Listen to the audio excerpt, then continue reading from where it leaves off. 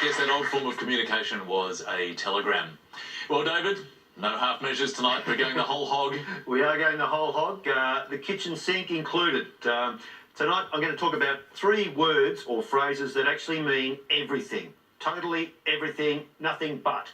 The first is caboodle, which is normally in that phrase kit and caboodle. Now, where does that come from? It's a Dutch phrase, Middle Dutch, where kit, K-I-T-T-E, described a wooden tub that soldiers, a word we've just had, and tradesmen would carry around and have all their tools in it. It's why the modern soldier still has a kit bag today. And caboodle comes from the Dutch word bodel, B-O-E-D-E-L, which is essentially your property. So it's your kit and your property is everything that an itinerant worker or soldier owned. Now, the next word is shebang. Shebang is US slang for a shack or a carriage, a coach.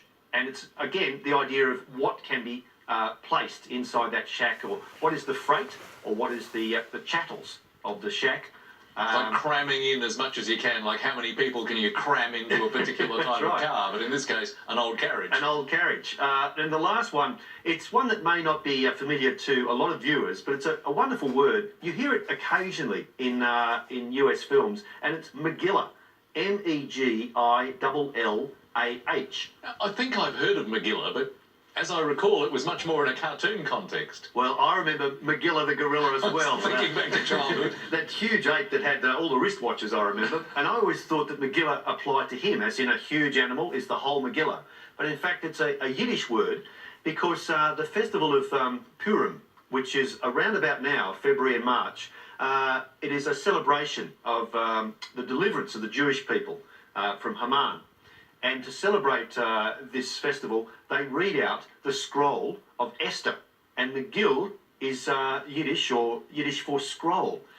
And Esther is a very, very long book, and it's read out twice. So if you go the whole Megillah, you're going Esther twice. And it's a great phrase, and one I think we should actually try and foster. It's a great phrase for the whole thing. In fact, they all are fascinating backstories. Thank you, David. Pleasure.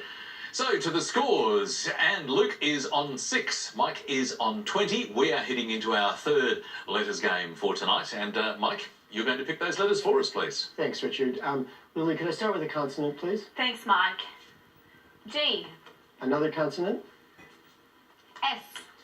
One more, thank you. T. Thank you. And a vowel? U. Another vowel, please. A. Another consonant? H. One more consonant? L. One more vowel, thank you. E. And finally a consonant. And last letter P. Thank you, Lily. Time starts now.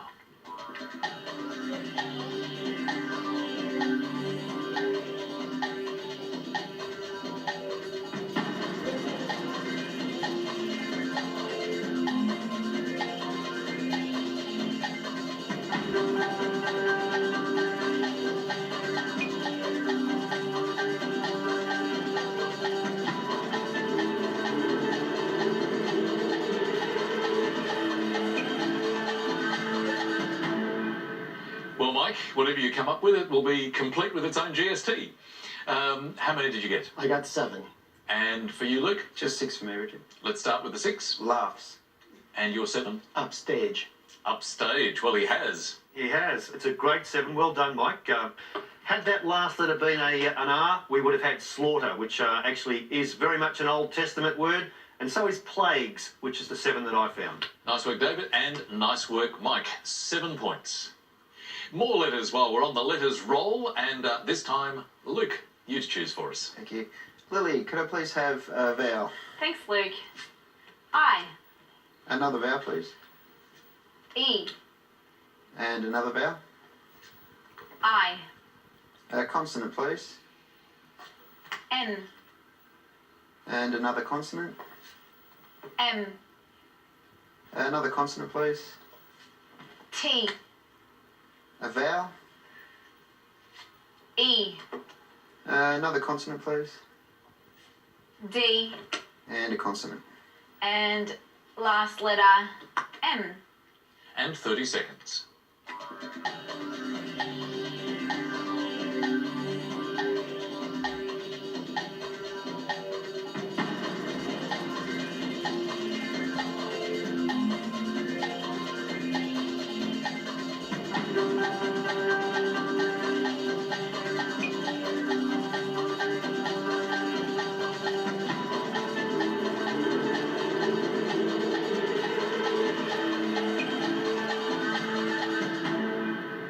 Luke, how many for you that time? 6 for me. And what about you, Mike? 5. Let's start there, please. Timed. And Luke? Minted. Minted. Well done, Luke. You've upstaged Mike with minted. Good play. 6s were the best that I could find, with dement being to drive crazy, a little like to plague. Thank you, David, and well done to Luke. 6 points. So Luke's now on 12, Mike on 27. Let's go back to the numbers again now. And Mike, what would you like this time? Lily, could I have 3 large and 3 small, please? Thanks, Mike. 3 large and 3 small. And our numbers are 8, 7, 3, and the 3 large, 75, 50, and 25. And the target number is 282. Let's chase the target.